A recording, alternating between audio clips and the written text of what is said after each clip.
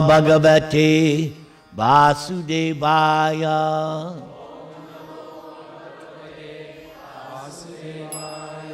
Om Namo Bhagavate Vasudevaya.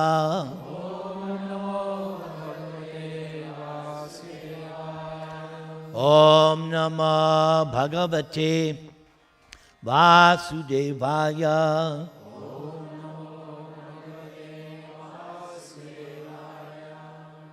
So now, my spiritual master, the ISKCON founder Acharya, wrote a purport to this poem of Shankara-acarya. There was another poem that Shankara-acarya wrote called the Gita Mahatmyam. So it appears that Sripad Shankara-acarya was very fond of Bhagavad Gita and, of course, Lord Krishna. Here is Srila Prabhupada's purport. First, let me offer my prayers to my spiritual master. Nama Om Vishnu Padaya Krishna Preshtaya Bhutale Srimate Bhakti Vedanta Swamin Iti Namane Namaste Saraswate Deve Gauravani Pracharane Nirvishesha Shunyavadi Paschatya Deshatarane. Srila Prabhupada is the disciple of Sri Srimad Bhakti Siddhanta Saraswati, and he has a mission. Srila Prabhupada's mission is to preach the message of Lord Chaitanya, and by so doing, destroy the two most dangerous philosophies, impersonalism and voidism. These two philosophies kill spiritual life, destroys it.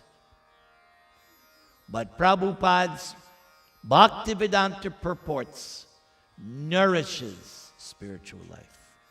Who wants spiritual life? Then you're in the right place.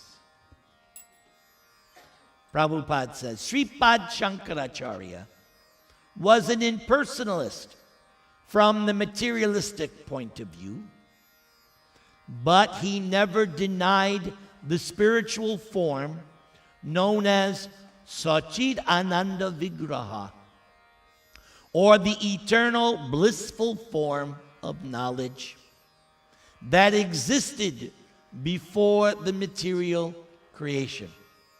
That's an important point.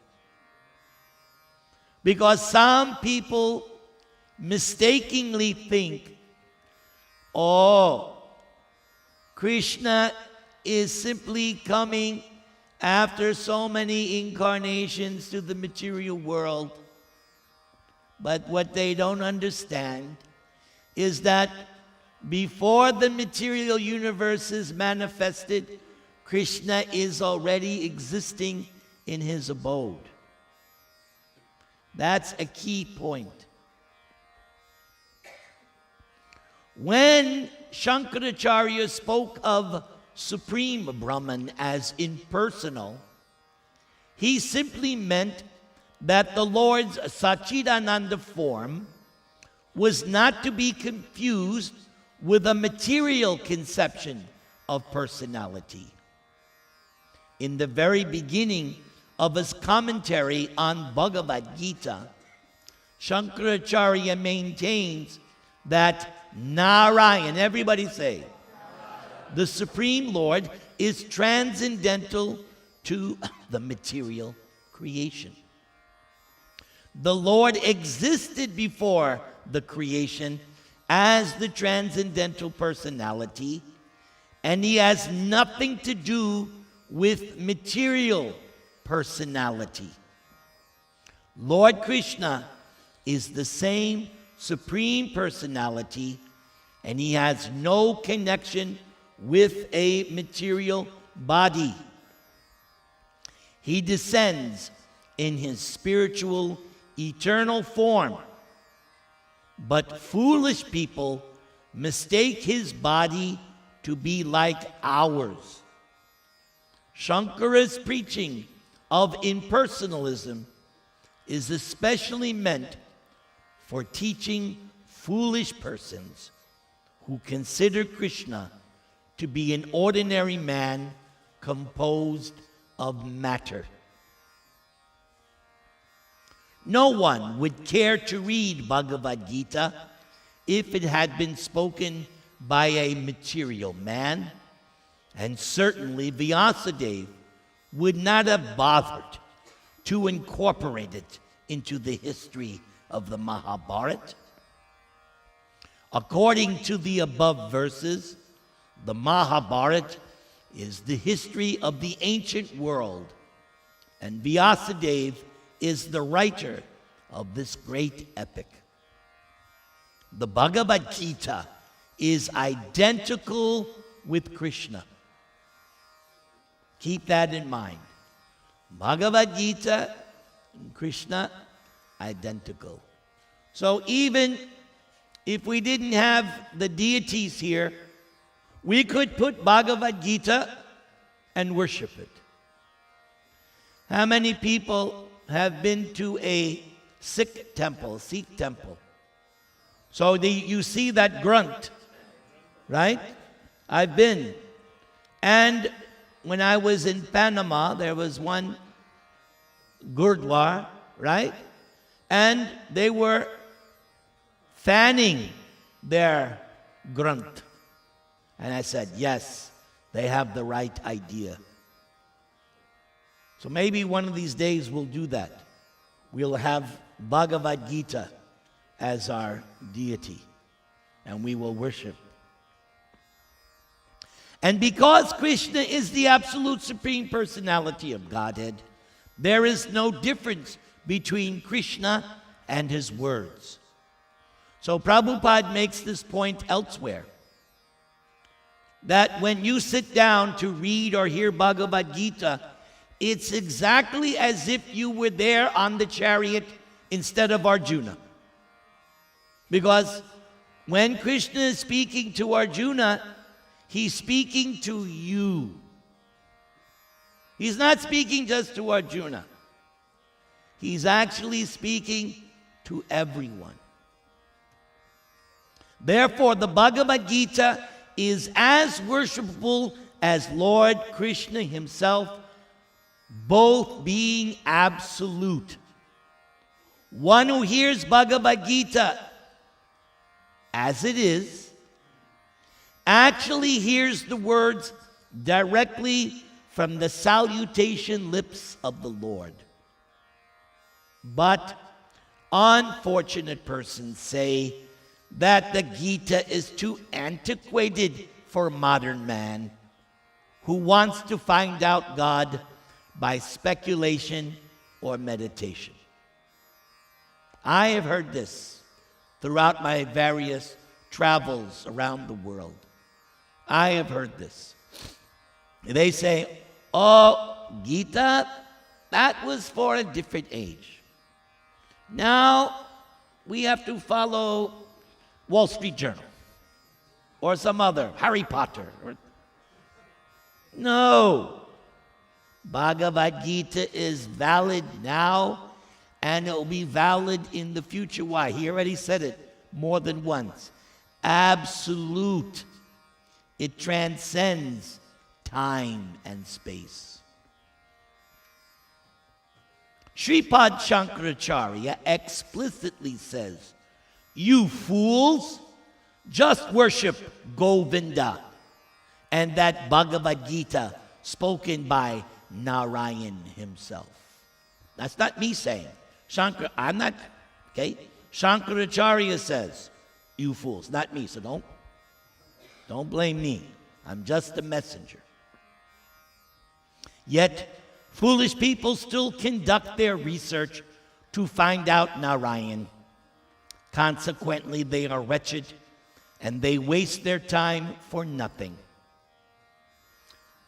Right in the Gita, at least 3 times, Krishna says, you want to see me? Bhakti. You want to understand me? Bhakti. You want to come to me? Bhakti. Not karma, not jnana, not yoga. Bhakti, bhakti, bhakti. If you've read Bhagavad Gita, this is what it says. Oh, Bhagavad Gita as it is. I don't know about somebody else's Gita. But the Bhagavad Gita as it is says, bhakti, bhakti, bhakti.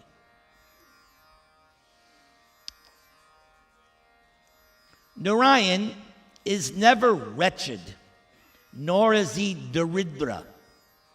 Rather, he is worshipped by the goddess of fortune, Lakshmi, as well as by all living entities.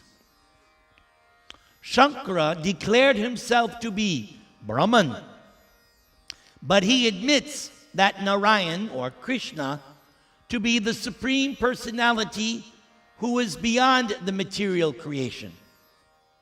He offers his respects to Krishna as the Supreme Brahman.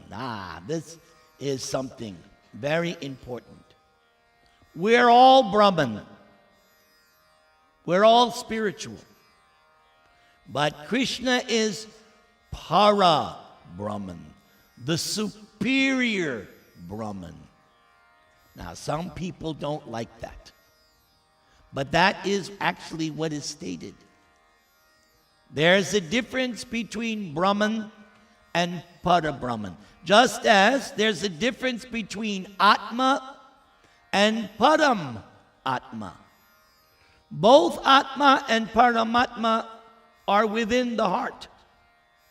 This is very clear in 13th chapter of Bhagavad Gita. They're not the same. 2 distinct identities. Atma, you, the person, soul. And then, who's your next door neighbor? Krishna, Param Atma. So, and then Krishna says in that 13th chapter, we know this field or this body, but I don't know what's going on in your body, and you don't want to know what's going on in my body right now. Trust me. So, our consciousness is limited to this particular body. Thank God. But Krishna says in this 13th chapter of Bhagavad Gita, I know what's going on in everybody's body.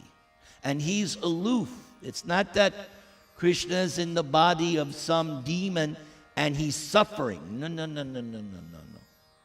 He is completely aloof and detached, because later in that 13th chapter, 2 more words are used to define this Paramatma. Anumanta, Upadrashta. He's overseeing, looking, he knows when you are, you know that song that they're now singing 24 hours a day when you go to the store? Yesterday I went to the store and there was this Salvation Army lady and she was doing all the bhajans, one after another. She went from one, not our bhajans, the Christmas bhajans. Jingle bells, jingle, then she went into, he knows when you, and it's like, okay, Haribo. So, the super soul Paramatma is observing everything and also sanctioning. Sometimes thumbs up, sometimes thumbs down. That's because you don't always win. Sometimes, like, where is Arjuna? This Arjuna. Arjuna is a very, I don't know if you know, but he is big-time cricket player Almost, I think, international. Yes. You played in Canada, right? Oh, you're international. So did you win every game? No. So, and you're not the only one on the team. If you had been the only one on the team, you would have won every time because you are Krishna's devotee. So, Krishna is very busy, right?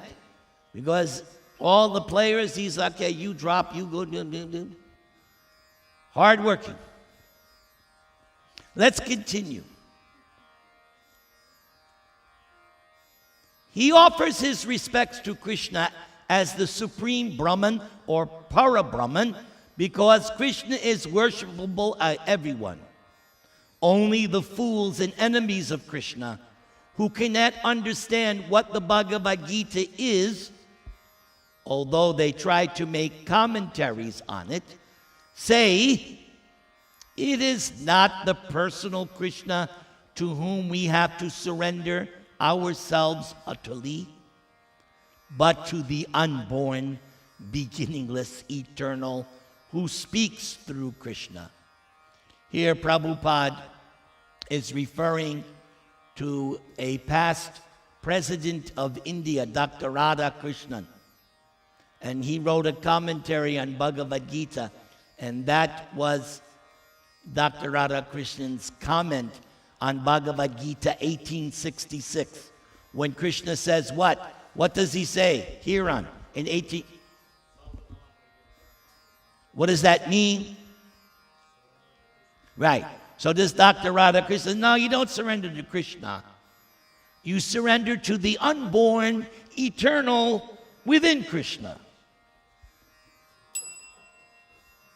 Prabhupada said no. He'll explain. Fools rush in where angels fear to tread, whereas Shankara, the greatest of the impersonalists, offers respects to Krishna and his book, Bhagavad Gita. The foolish say, we need not surrender to the personal Krishna. Such unenlightened people do not know that Krishna is absolute and that there is no difference between his inside and outside. The difference of inside and outside is experienced in the dual material world. But in the absolute world, there is no such difference, because the absolute, everything is spiritual, Sat Chid Ananda, and Narayan or Krishna belongs to that absolute world. In the absolute world, there is only the factual personality, and there is no distinction between body and soul. So, the first lesson of Bhagavad Gita that we learn, you're not your body, you're not your mind, you're not woman, you're not man, you're not Hindu, you're not no. You are Atma. You are soul, eternal. That's the first lesson of Bhagavad Gita. So, in our present condition, does anybody ever say, I body? What do they say? My body. Does anyone say, I head? I hand? No. Intuitively, everybody accepts there's a difference between the body and soul, though they don't want to admit it. Whereas if I was absolute, I could say, I head. If I was absolute, but I'm not. Now, Krishna is different. Krishna does not have a material body like we do. But when Krishna appeared, how long ago? Only 5,000 years ago. Everybody saw Krishna. He wasn't a ghost. He wasn't some impersonal energy. No. Everybody saw Krishna. The demons saw Krishna. Kamsa saw Krishna. Right? They were seeing Krishna's form. but that form was absolute. For instance, the description is there when Krishna was living in Dwaraka with only 16,108 wives, that's all. Every morning before sunrise, when the rooster would make its sound, Krishna would immediately get up. Although he's being embraced by goddesses of fortune, he immediately gets up and begins to meditate. Now, because Krishna is absolute, he can meditate on himself, because Krishna is the absolute truth. If we try to imitate Krishna, no. We're supposed to meditate on Krishna in the heart, but Krishna can meditate on himself because he is the absolute truth. There's a distinction. Let us continue. Unless one understands spiritual variegatedness, one cannot understand the transcendental pastimes of the Lord. In the Brahma Samhita, it is said that Krishna's name, form, quality, pastimes, entourage, and paraphernalia are all Ananda Chinmay Rasa. In short, everything of Krishna's transcendental association is of the same composition of spiritual bliss, knowledge, and eternity. There is no end to his name, form, etc., unlike the material world, where all things have their end. We're all experiencing that. You're not getting any younger. Every day you're looking at the mirror, and those of us in our 50s and 60s, you know what I'm talking about. Oh no, another wrinkle. Oh, another gray hair. Oh, that pain, my back. That material body is dwindling. You young whippersnappers, you think life is great. You go to sleep, you get up in the morning, let's go. But those of us getting older, no, we look at you, we go, oh my God. Just like when I got here, I had one helper, and I asked him, how old are you? 18. 18? Oh, man. To be 18 again, oh. Because this body is little by little dwindling.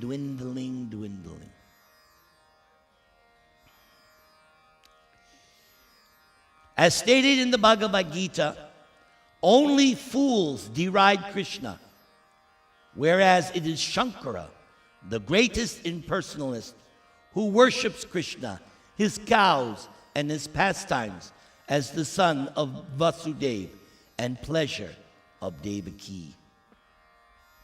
Shankara describes Krishna as the son of Vasudeva and Devaki.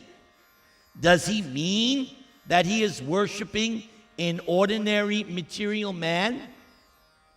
He worships Krishna because he knows that Krishna's birth and activities are all supernatural. In Sanskrit, in the Bhagavad Gita, the word is divyam, divine. As stated in Bhagavad Gita, janma karma chame divyam evam yo veti tatvataha tyaktva deham punar janma naeti mameti Sarajuna. Krishna's birth and activities are mysterious and transcendental, and therefore only the devotees of Krishna can know them perfectly. Yes, what did Krishna tell Arjuna in chapter 4? Bhaktosi me Sakha Cheti. Arjuna, I am speaking Bhagavad Gita to you, not to Duryodhana. Why? Because you are my devotee. You are my friend. Before the battle of Kurukshetra, Duryodhana made a huge feast when Krishna went to Hastinapur to make a peace offering. So Duryodhana was thinking, I'll wine and dine Krishna and capture him. That was his plan. He wanted to capture Krishna. What a fool. But did Krishna, even though Duryodhana made a tremendous feast, Krishna didn't eat at his house. Where did he go instead? Vidura, who was considered a Shudra. Why? Because Vidura was a pure, humble devotee. Therefore, Krishna told Arjuna, because you are my devotee and my friend, you are the recipient of Bhagavad Gita.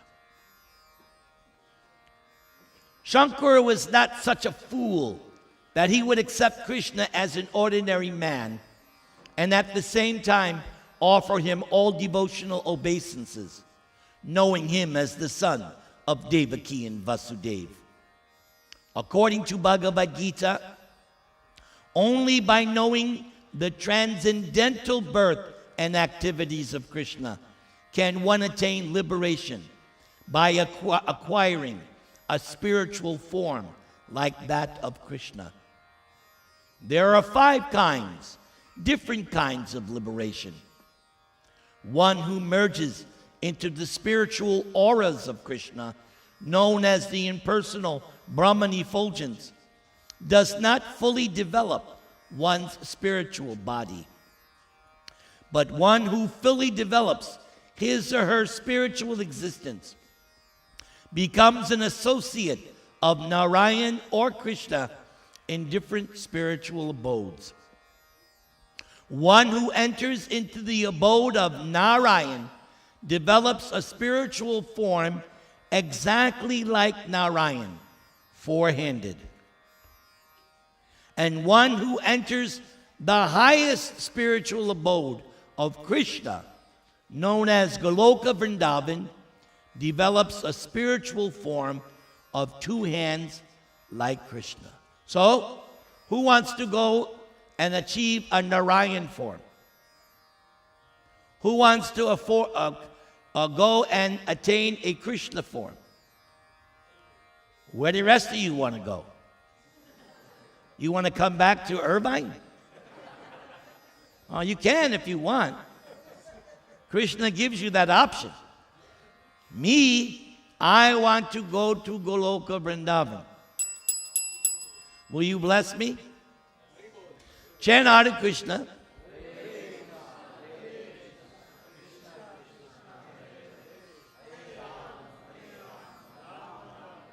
I hope your prayers come true.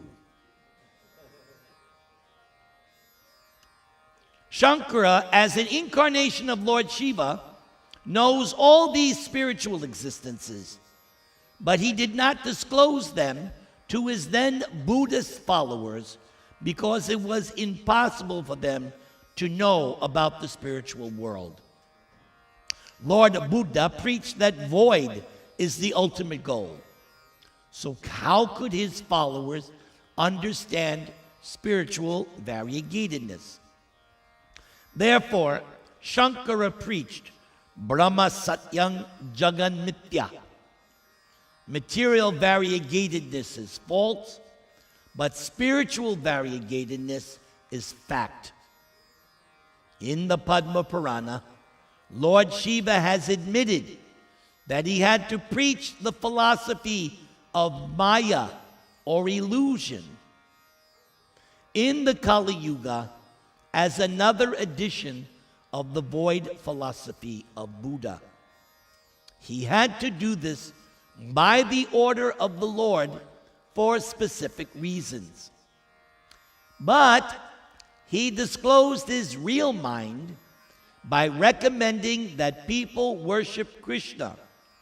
For no one can be saved simply by mental speculations composed of word juggery and grammatical maneuvers.